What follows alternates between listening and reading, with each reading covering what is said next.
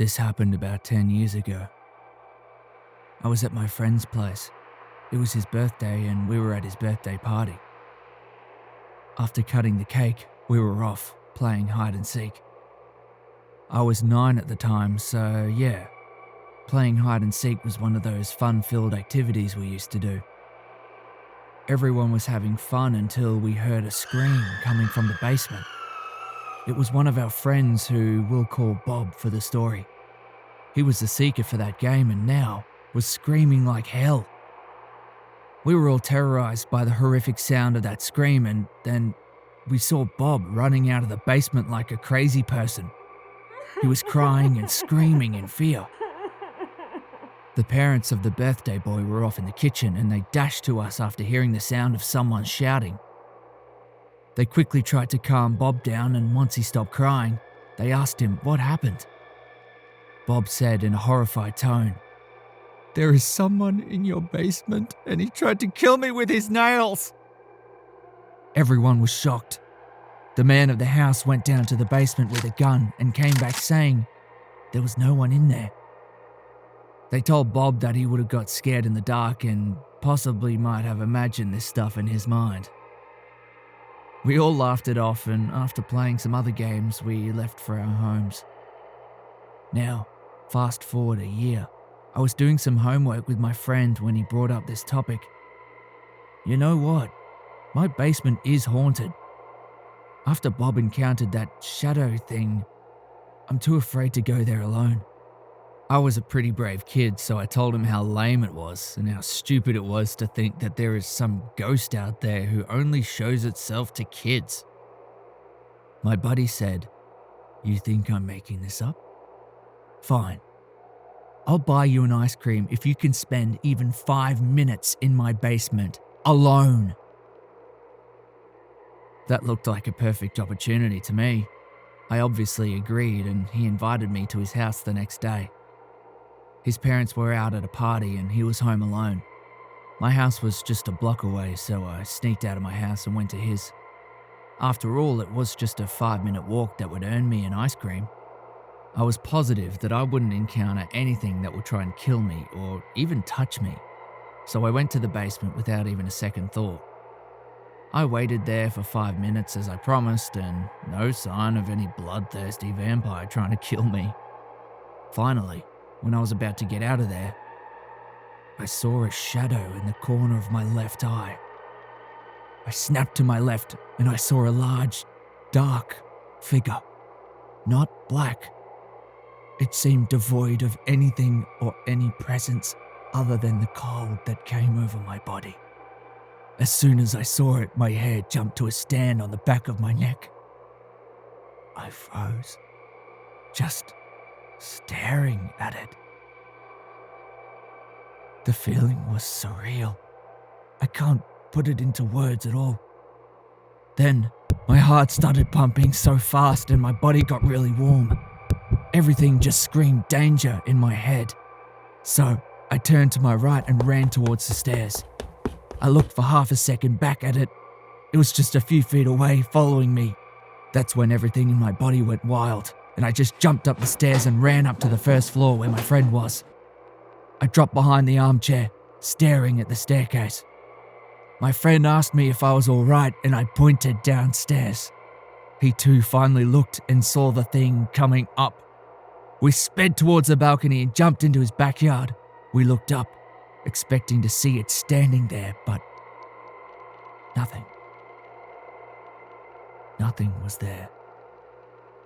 Now, over a decade has passed since that incident. I still don't believe in ghosts or anything like that, but I really don't have any logical explanation of what happened that day. It wasn't just my imagination, as my buddy saw it too. Whatever it was, I just don't want to remember that feeling, ever again.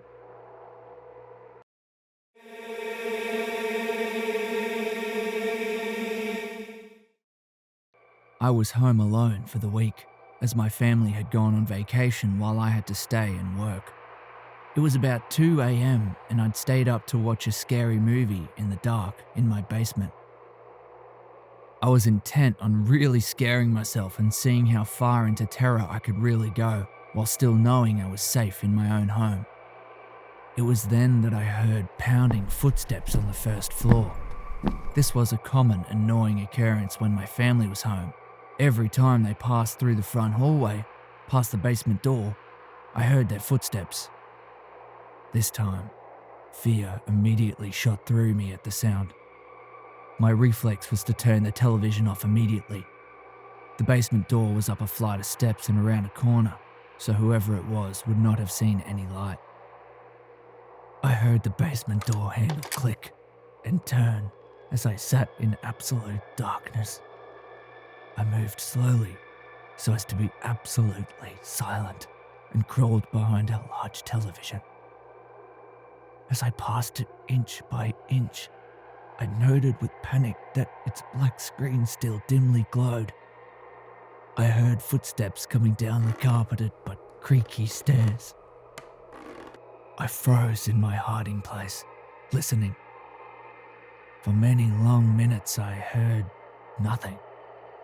Had the intruder seen the television's afterglow, or had it faded in time? Was he standing in the pitch dark listening for me? I seemed to lie there in total silence for an interminably long time. My panic began to fade, and I began to think more clearly. Had I really heard an intruder? Could someone possibly be standing there in silence for so long without making any noise? The basement was so exceedingly quiet that the silence itself began to hurt my ears. Can the unknown person really avoid any noise from shuffling or breathing or anything else? If there was an intruder, he was still in the basement, because the creaky stairs were so incredibly loud, the door handle clicked, and he wouldn't know to mask his footsteps on the first floor so that they couldn't be heard down here. I began counting in my head, trying to pass the time, as drool fell from my mouth onto the carpet. I didn't dare risk the sound of swallowing. I reached 60 seconds once, twice, 30 times, 60 times. By now my fear had faded and I was more confused than anything. I estimated I'd been crouched in the absolute black for almost 2 hours and had still heard nothing. If there was an intruder, none of this made sense. Finally, I decided I'd have to make a move. If I did nothing, eventually the sun would come up and shine in through the small basement windows. And worse, I began to smell something horrible and cloying. Slowly, ever so slowly, I began inching my way towards the stairs by way of the walls. If someone was standing there in the dark, I should be able to go around them and make a break for it up the stairs. Meanwhile, the horrible odour grew stronger. Had something died down here in the night? No living person would smell like that. Terrible images of some sort of corpse monster listening for me in the dark erupted into my thoughts, and I moved as fast as I could without making a sound. Just as I finally approached the stairs, there was an enormous clatter, as if something falling or collapsing on the floor. It was at that moment I leapt forward and crashed up the stairs, running out through the open basement door and my wide open front door. Now certain that someone was in the house, I called the police from my cell phone and watched my house from afar. The police came, checked inside my house, and then grimly came back out to question me. They'd found a body in the house, my elderly neighbour, who seemed to have died of a heart attack.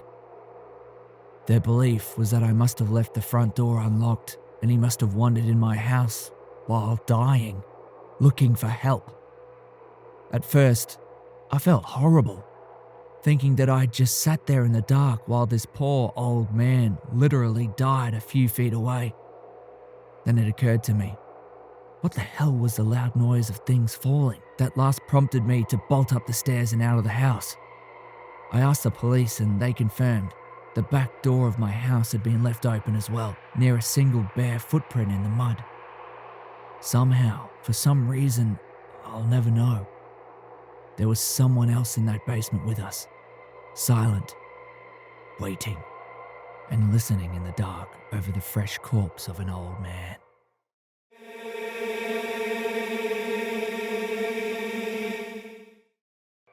This is the scariest story I've ever found myself a part of. It took place when I was in college. So, my college was in one of the biggest, if not the biggest city in Kentucky. In between the university and the downtown area was what we called Old Louisville. Old Louisville was comprised of a mishmash of beautifully decorated and completely unkempt historic homes, with building dates ranging from the late 1800s and on. My story begins in one of these houses.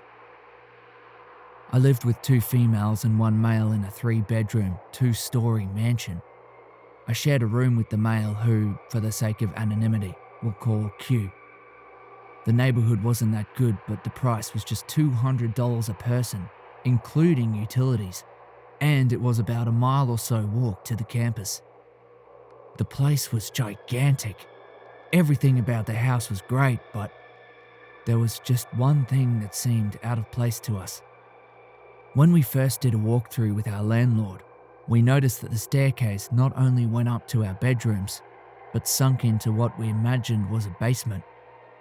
At the time, we didn't care to explore it because there wasn't a light that illuminated the dark passageway, and the stairs were full of paint cans and other miscellaneous home improvement type doodads. We figured he would move all his stuff when we got the keys, but after living there for a month, he never came for his possessions, and we all forgot it even existed, until one night we got drunk and played hide and seek. I should make note that Q, one of the girls, and I all worked the same graveyard shift at the same warehouse in Louisville. We used to come home late every night, usually around 4 or 5 in the morning. During the week when we worked, our 4th roommate told us that she never felt safe alone in this huge house, so she practically lived with her boyfriend. This means that between the hours of 12 and 5, nobody was in our apartment during the week. Or so I thought. After a few normal weeks into living in our new home, things like socks, clothes, and food started to vanish. Our cleaning supplies would also go missing. Our bowls, spoons, and even new bags of unopened toilet paper rolls would simply disappear. We laughed about it at first, but after the 3rd week or so, it turned into more of a nervous laughter. And I would say our friends found us to be a little more paranoid and uneasy when they came to visit us on the weekends. Things just didn't feel right in our own home. So, one weekend we invited a decent amount of people to our house for a party. By midnight, everyone was properly drunk, and I decided it would be a fantastic idea to play hide and seek. Everyone happily obliged, and one of our buddies volunteered to be the seeker. I rushed around the bedrooms and hallways, turning off every light I could find, and then repeated the motions on our 1st floor. For the first time, the house was in complete darkness. And then I realized there was a streak of light coming out from the staircase, the one that led to our basement. We never used our basement, so it was really strange that the lights were on down there. I wasn't comfortable going into that creepy place alone, so I yelled for Q to grab his gun and come check out the staircase with me.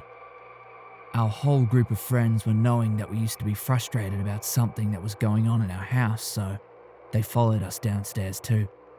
The staircase was dusty and full of spiderwebs. It looked like no one had used it since eternity.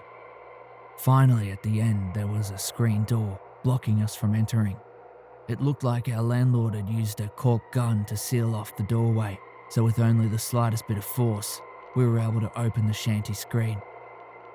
At this point, I let Q take the lead because he had a gun.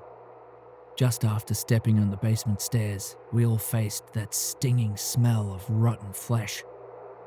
It was unbearable and nearly impossible to breathe, but we were tired of living in fear in our own house and wanted to end it all at once, for good. Q stealthily leads us down maybe 7 or 8 flights of steps, and then the basement opens up into a huge space. Off to the left, a brightly shining lamp sat on a busted end table. Next to it was a box, and it seemed as if the smell was coming from it. Q went ahead and kicked the box, spilling its contents. It was the most terrifying moment of my life. In the box, there was a rotten human dead body covered with tissue papers, and insects were crawling all over and around it. Now that was the moment we decided to head out, lock the door and call the cops. Just when I was running back, Q shouted, "There's a file on the table." I didn't want to spend even a second there, but Q went ahead and took the file. We ran upstairs and locked the basement door. I instantly grabbed my phone and dialed 911. The cops were about to come in 5 minutes. Now Q opened the file and we found some photos with faces of strangers smiling. Then we got the absolute shock. The next pages were release papers from prison. A man's mugshot decorated at the top with the list of charges below. Assault, drug trafficking, domestic violence. He was released 2 months prior. Now the police showed up and they did all their forensic stuff. This went on for the whole night and finally the mystery was revealed. The dead body wasn't that of the prisoner whose file we found. It was his wife. She had several stab wounds and the knife matched her husband's fingerprints. We were all blank and didn't know how to respond. A killer was operating in the basement of our house, stealing our stuff, maybe watching us sleep too, and we were unaware of it. We left the house that particular day. Police searched for the murderer but couldn't find him. I went back to gather a few bits and pieces of things I'd left in my room a week after all this happened. The creepiest part is that when I reached the house after college, I could see a light on in my bedroom and our front door was wide open. I decided to leave my things and got out of there nearly running. It's been years since that incident. Now I'm married and soon going to be a father, but whenever my friends bring up something about that evening, I just feel as terrified as I felt over that unfortunate night.